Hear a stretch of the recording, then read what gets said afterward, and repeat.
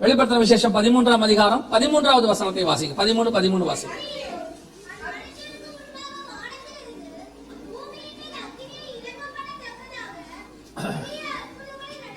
இரண்டாவது, கடைசி காலத்துல அந்தி கிறிஸ்துவின் நாட்கள் வானத்திலிருந்து அக்கினி இறங்க பண்ணதாக என்ன செய்வாங்களாம்? பெரிய அற்புதங்களை செய்வார்கள். இத எப்படி செய்ய போறாங்கன்றத நான் சொல்றதுக்கு முன்னாடி கொஞ்சம் நல்லா கவனிங்க.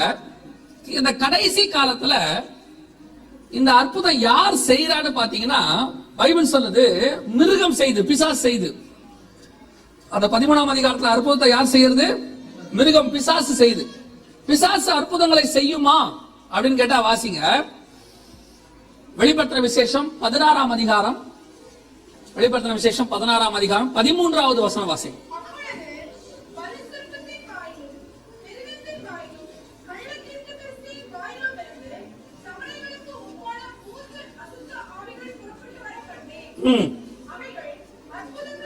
அவைகள் அற்புதங்களை செய்கிற பிசாசுகளின் ஆவிகள். அப்ப பிசாசு என்ன செய்யும்? அற்புதங்களை செய்யும் கடைசி காலத்துல. அதான் நாங்க சபையில் இருக்கிற விசுவாசிகளுக்கு சொல்றோம், அற்புதங்களை தேடி ஓடாதிருங்கள். அற்புதம் அங்க நடக்குது, இங்க நடக்குது, அவர் வந்திருக்கிறாரு, இவர் வந்திருக்கிறாரு, தயவு செஞ்சு என்ன செய்யாதீங்க? தேடி ஓடாதீங்க. காரணம், ஊழியர்கள் மட்டுமல்ல, பிசாசுகளும் அற்புதங்களை செய்யும் கடைசி காலத்துல. உங்களுக்கு யார் நல்ல ஊழியக்காரன், யாரு பிசாசால் ஊழியம் பண்றாங்கிறது தெரிய மாட்டேங்குது. இப்போ வெளிப்படுத்தல் 13:11 வாசிங்களேன். வெளிப்பாடு 13:11.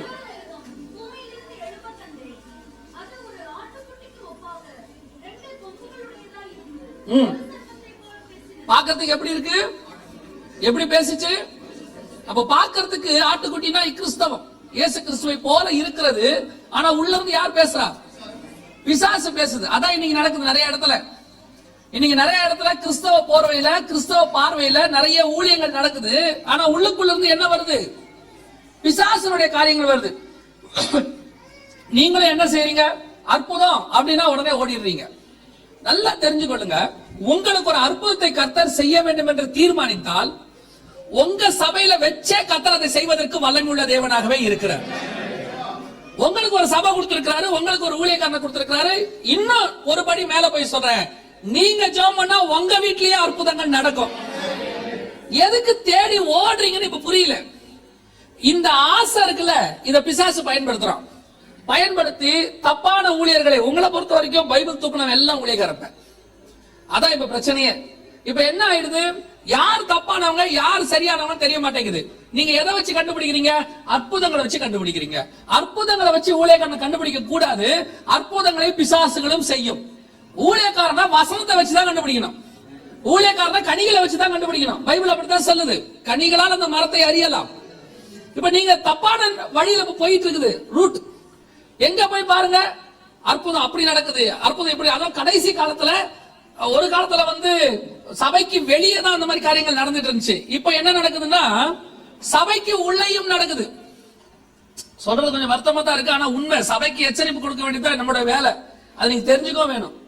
இந்த கடைசி காலத்துல நூதனமான அற்புதங்கள், நூதனமான உபதேசங்கள் நிறைய என்ன செய்யுது? சபைகளை வருது. பர்ஸ்ல பணம் வருது அப்படின்னு ஒரு குரூப் அழையுது. பர்ஸ்ல எப்படி பணம் வரும்? நான் இன்னும் கேட்கிறேன், உங்ககிட்ட தான் இருக்குல்ல, அப்புறம் எதுக்கு அந்த பர்ஸ்ல பணம் வருதுன்னு போறிய?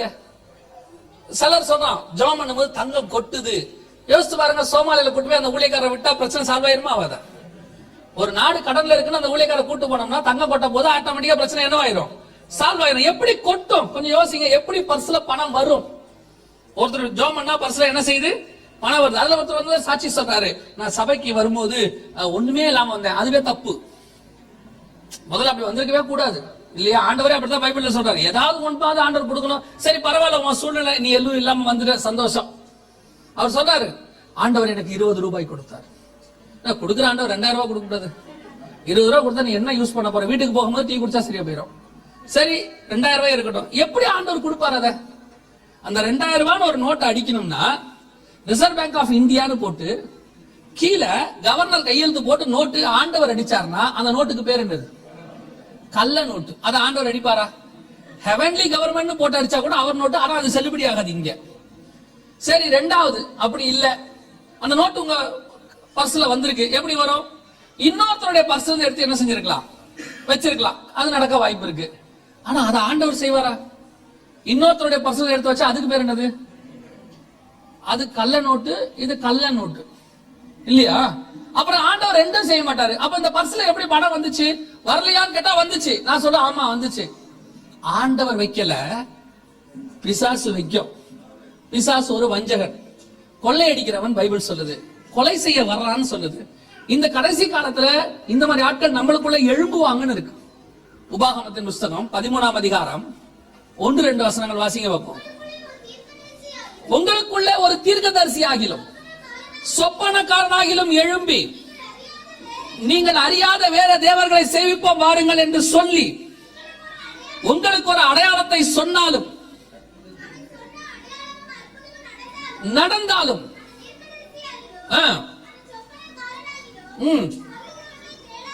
கேளாதிருப்பீர்களாக. நல்லா தெரிஞ்சுக்கொள்ளுங்க, அந்த வசனத்தை அண்டர்லைன் பண்ணிக்கோங்க. உங்களுக்குள்ளே ஒரு தீர்க்கதரிசி எழும்பி, நமக்குள்ளேயே ஒரு ஆள் எழும்பி குறிப்பா ஒரு அடையாளம் சொல்லி அந்த அடையாளம் அப்படியே நடந்தாலும் அவன் சொல்லுகிறதை கேளாதிரு. என்ன காரணமா? உன் முழு இதத்தோடும் உன் முழத்தோடும் உன் முழு ஆத்மாவோடும் உன் தேவனாகிய கர்த்தரிடத்தில் அன்பு கூறுகிறீர்களோ இல்லையோ என்று அவர் உங்களை சோதிக்கிறார். நீங்க அற்புதம் தேடி ஓடுறியா இல்லையான்னு கர்த்தர் சோதிக்கிறாராமா.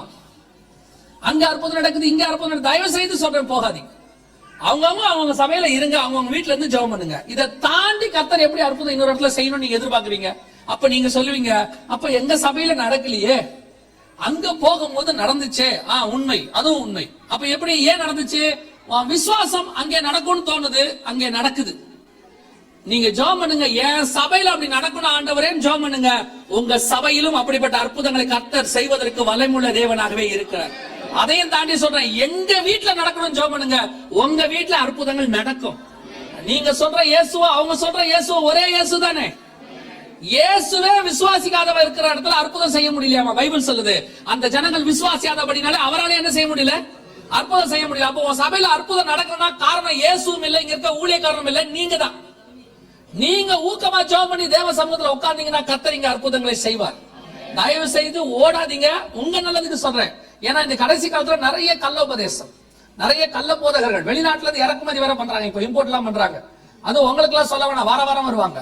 அதனால ரொம்ப கேர்ஃபுல்லா இருந்து கொள்ளுங்க, உங்க நல்லதுக்காக தான் சொல்றேன். அப்புறம் நான் வந்து யாரையும் குறை சொல்றேன்னு நினைச்சிடாதீங்க. சபையை எச்சரிக்க வேண்டியது நம்முடைய பொறுப்பு. அதை கேட்டு அப்படி ஏதாவது ஒரு ஊழியத்துக்கு போக போறீங்களா, ஏதோ ஒரு மீட்டிங் போக போறீங்களா, உங்க ஊழியக்காரர்கிட்ட கன்சல்ட் பண்ணிட்டு போங்க.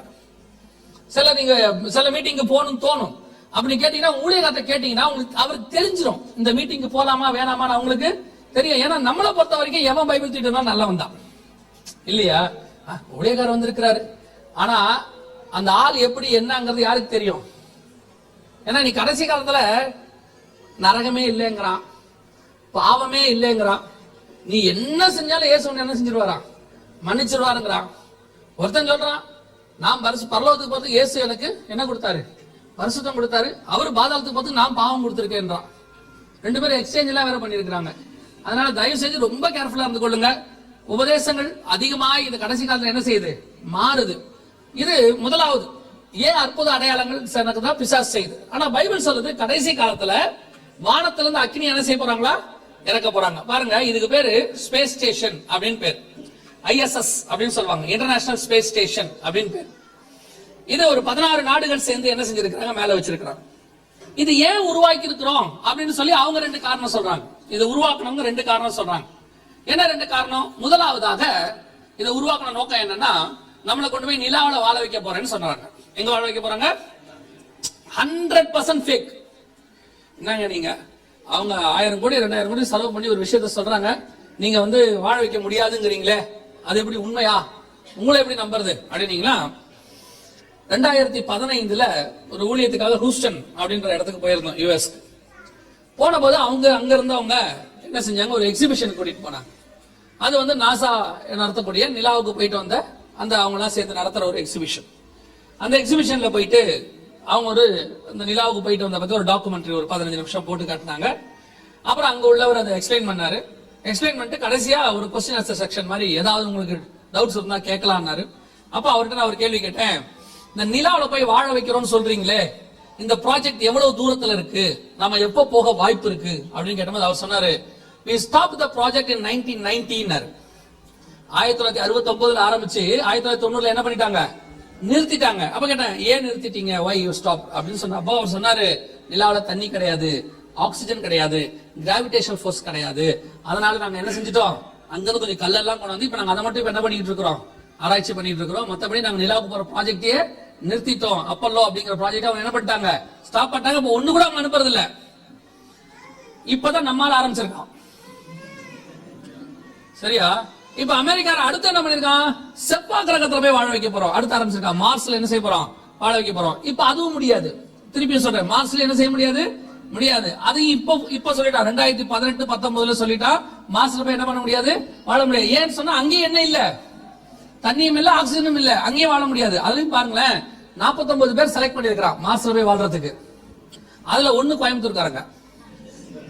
கோயம்புத்தூர்காரங்க கோச்சிக்காதீங்க, இந்தியால ஒருத்தர் செலக்ட் பண்ணிருக்காங்க. அதுல சவுத் இந்தியால யாரும் செலக்ட் பண்ணிருக்கான், கோயம்புத்தூர்காரங்க. அதுவும் ஒன் வே டிக்கெட் தானாமா, இறக்கி விட்டுட்டு வந்துருவானாமா. அநியாயம் போங்க. அது நான் நினைக்கிறேன், இறக்கி விட்டு இவன் வந்து அவங்களை மானிட்டர் பண்ணுவான் போல, எப்படி சாவுறாங்க அப்படின்னு சொல்லி பாப்பாங்க போல. கவனிச்சுக்கொள்ளுங்க, இதுக்கெல்லாம் இவங்க செலவு பண்ணி இப்படிலாம் பண்றாங்கல்ல. பைபிள் தெளிவா சொல்லுது, பூமியையோ மனுஷனுடைய குடியிருப்புக்கு என்று கர்த்தர் கொடுத்திருக்கு. இந்த பூமியில தான் மனுஷன் வாழ முடியும். இதை தாண்டி நீங்க வேற எங்கேயுமே என்ன செய்ய முடியாது, வாழவே முடியாது. அப்புறம் இது எதுக்கு உருவாக்கி இருக்கிறாங்கன்னா வேற 2 ரீசன்காக. ஒன்று, நம்ம அத்தனை பேரையும் எவ்வளவு கோடி மக்களா இருந்தாலும் கண்காணிப்பதற்கு வானத்துல ஒரு ஸ்டேஷன் உருவாக்கி இருக்கிறாங்க. இதுதான் நம்மளை கண்காணிக்கிறது 24 hours. இப்பயும் உங்களை அப்படிதான் என்ன செய்யறாங்க, கண்காணிக்கிறாங்க. இந்த 7 நாள் மீட்டிங்ல ஒரு நாள் அவங்க எப்படி கண்காணிக்கிறாங்க, என்ன பண்றாங்கிறத நம்ம என்ன செய்ய போறோம் பார்க்கலாம். 24 hours அவங்க என்ன செய்யறாங்க, நம்மள கண்காணிக்கிற. இப்ப நடந்துகிட்டே இருக்கு, அந்த வேலையை ஸ்டார்ட் பண்ணிட்டாங்க. இப்ப இந்த ISS மாதிரி இன்னும் 2-3 ஸ்பேஸ் ஸ்டேஷன் உருவாக்கிட்டு இருக்காங்க. ஆல்மோஸ்ட் நம்மள 24 ஹவர்ஸும் ஒரு செகண்ட் விடாம கண்காணிக்கிறதுக்கான எல்லா வேலையும் செஞ்சு முடிச்சாங்க. அதுக்கான வேலை தான் இது. ரெண்டாவது, இங்கிருந்து தான் அவர்கள் அக்கினியை இறங்க பண்ண போறாங்க. இந்த இடத்துல இருந்து எப்படி இங்கிருந்து அக்கினி வரப்போகுது, ஒரு வசனம் மட்டும் வாசிச்சுங்க. அந்த அற்புதம் எப்படி நடக்க போகுதுன்னு பைபிள் சொல்லுது. 2 தெசலோனிக்கேயர் 2ஆம் அதிகாரம் 9வது வசனத்தை வாசி. 2 தெசலோனிக்கேயர் 2:9 வாசி. அந்த அக்கிரமக்காரனுடைய வருகை சாத்தானுடைய செயலின்படி சகல வல்லமையோடும் அடையாளங்களோடும். என்ன அற்புதம், இதைத்தான் திருப்பி திருப்பி சொல்றோம். பிசாசு எப்படி அற்புதம் செய்யும், பொய்யான அற்புதம் செய்யும். அந்த அற்புதத்துக்கு பின்னாடி ஒரு பொய் இருக்கும். இயேசு செய்யற அற்புதம் உண்மை. இயேசு தண்ணியை திராட்சரசமா மாத்தினாரு, அதுக்கு ஒரு நீடும் இருந்துச்சு, நெசசிட்டியும் இருந்துச்சு, அது நிஜமாவும் இருந்துச்சு. ஜனங்க எடுத்து குடிச்சாங்க. ஒரு கம்யூனிஸ்ட் தலைவர் என்ன பண்ணாரு, இயேசு தண்ணியை ரத்தமா மாத்தின மாதிரி அவரு அப்படியே தண்ணியை திராட்சரசமா மாத்தின மாதிரி அவர் என்ன செஞ்சாரு, திராட்சரசமா மாத்தி காட்டினாரு ரஷ்யால. இவ்வளவுதான் இயேசு பண்ணது, ஐ டன் திஸ் அப்படின்னாரு. எல்லாரும் ஒரு பயங்கரமா கை தட்டி பாராட்டினாங்க. ஜஸ்ட் அப்படி கையை நீட்டினாரு, மாறிடுச்சு. அதுல உட்கார்ந்து இருந்த ஒரு சின்ன பையன் அடுத்த வார்த்தை அவன் சொன்னானா, அப்படியே எடுத்து எல்லாருக்கும் குடி கொடுங்க. நானா மாத்திட்டீங்கல்ல, அப்படியே எடுத்து என்ன செய்யுங்க, குடி கொடுங்க. நோ, குடிக்க கூடாது. ஏன், அது கெமிக்கல், மாத்த குடிக்க முடியாது. இதுதான் பொய்யான அற்புதம். நிறைய அற்புதங்கள் இயேசு செய்யற மாதிரியே நடக்கும். நானே ஒரு 6 மாசத்துக்கு முன்னாடி ஒரு இடத்துல ஏமாந்துட்டேன்னா கொஞ்சம் மனசு கஷ்டப்பட்டேன். என்னன்னா, யூகேல ஒருத்தன் தண்ணி மேல் நடந்தான். நீங்க அதை பார்த்துப்பீங்க, வீடியோ கூட வந்திருக்கும். யூகேல தண்ணி மேல் நடந்தான். பைபிள் படி யோபு புத்தகம் சொல்லுது, தாம் ஒருவரே தண்ணீர் மேல் நடக்கிறவர்னு இருக்கு இயேசுவை பத்தி. வேற யாரும் என்ன செய்ய முடியாது, நடக்க முடியாது. எனக்கு அந்த வீடியோ பார்த்ததுல இருந்து எனக்குள்ள ஒரு கன்ஃபியூஷன் வந்துகிட்டே இருந்துச்சு. இல்லையே, வசனத்துல தேவன் மட்டும் தானே, இந்த பையன் எப்படி நடந்தா? கடைசியா நான் ஒரு முடிவு எடுத்துட்டேன், கன்ஃபார்மா பிசாசால் நடத்திருக்கணும், தேவன் இவன் நடக்க பண்ணிருக்க மாட்டார். ஏன்னா பேதுரு 2 ஸ்டெப்புக்கு மேல உள்ள போயிட்டாரு. இந்த பையன் நல்லா நடக்கிறான், எப்படி இருக்கும் யோசிச்சா, இப்போ 2-3 வாரத்துக்கு முன்னாடி அந்த சீக்கிரட்டை ரிவீல் பண்ணி அவனே போட்டான். எப்படின்னு கேட்டா, அதுக்கு ஒரு மெல்லிசு கயிறு ஒண்ணு இருக்குதாமா, கண்ணுக்கு தெரியாம, அதை மேல இவனை கட்டி விட்டுருக்காங்க. கீழே அதுக்குள்ள ஒரு கண்ணாடி மாதிரி ஒரு பிரிட்ஜ் மாதிரி ஒண்ணு போட்டிருக்காங்க. அதுக்கு முன்னாடி கிட்டத்தட்ட 6 மாசம் வேலை பார்த்திருக்காங்க. வேலை பார்த்து அதுக்கப்புறம் என்ன செஞ்சிருக்காங்க, நடந்திருக்காங்க. தேம்ஸ் நதியில அவன் நடக்கிறான். நான் நினைச்சேன் இந்த பையனை கடல்ல விட்டுறணும், ஏன்னா இயேசு கடல்ல தான் நடந்தாரு. அங்க விட்டு பார்க்கணும், எந்த போட்டை போறாங்க உள்ளன்னு பார்க்கணும். அதானா எந்த ஒரு அற்புதமும் செய்யல சரி, பிசாசு செய்து அதுக்கு பின்னாடி என்ன இருக்கும், ஒரு பொய் ஒண்ணு இருக்கும். நீங்கள் தயவு செய்து நம்பிடாதீங்க. சில நேரத்தில் நம்மள நம்புற மாதிரியே என்ன செய்யும், சில வீடியோலாம் வருது, தலை தனியா உடம்பு தனியா அப்படியே பிரிச்சு எடுக்கிறான். பார்க்கறதுக்கு நமக்கு என்னவா இருக்கு? பயமா இருக்கு, அநியாயமா இருக்கு, என்னென்னமோ நடக்குது. சரி, இருந்துட்டு போட்டோம். அப்ப நல்லா கவனிங்க, இது ISS. இங்க இருந்துதான் அவங்க அக்கினி இறக்க போறாங்க, பொய்யா இறக்க போறாங்க. எப்படி இறக்க போறாங்க அப்படின்னா, ஒரு இன்சிடென்ட் சொன்னா உங்களுக்கு புரியும். கல்பனா சாவ்லா தெரியுமில்ல உங்களுக்கு? அவங்க இங்க இருந்து வரும்போது தான் செத்து போயிட்டாங்க. இந்த ISSல இருந்து வரும்போது தான், கொலம்பியாங்கிற விண்வெளி ஓடத்துல வரும்போது, பூமிக்குள்ள வரும்போது அவங்க என்ன செஞ்சிட்டாங்க? தீப்பற்றி கொண்டது. எப்படி தீப்பத்துச்சுன்னு கேட்டா, இந்த பூமின்னு வச்சுக்கோங்களேன், இதுக்கு மேல இப்படி ஒரு பாதுகாப்பு வளையத்தை கர்த்தர் கொடுத்திருக்கிறார். அதுக்கு பேரு காந்த புலம்னு பேரு, மேக்னெட்டிக் ஃபீல்டு அப்படின்னு சொல்லுவாங்க. எலக்ட்ரோ மேக்னெட்டிக் ஃபீல்டுன்னு ஒரு வார்த்தை இருக்குது, EM அப்படிம்பாங்க. இப்படி பிடிச்சிருக்கோம், பாத்திருக்கீங்களா நீங்க? ஒரு ப்ளூ கலர்ல இப்படி வட்டம் போட்டு காட்டி இருப்பாங்க. அதுக்கு பேரு electro magnetic field, magnetic field, காந்த புலம். இந்த பூமி எவ்வளவு ஸ்பீடா சுத்துதுன்னு நினைக்கிறீங்க? இதெல்லாம் சொல்லி கொடுக்குறாங்கன்னா ஸ்கூலுக்கு போகாம இங்க வந்துடுறீங்களா? சிலர் அப்படியே பாக்குற பார்வை அப்படிதான் தெரியுது. ஒரு சர்ச்சுக்கு போயிருந்தேன், நான் போய் மைக் அப்படி எடுத்த உடனே இந்த பின்னாடி ஒரு மாதிரி ஒரு பையன் உட்காந்துருந்தான். அந்த பையன் சொல்றான், வந்துட்டான்டா சயின்ஸ் வாத்தியாருங்கிறான்.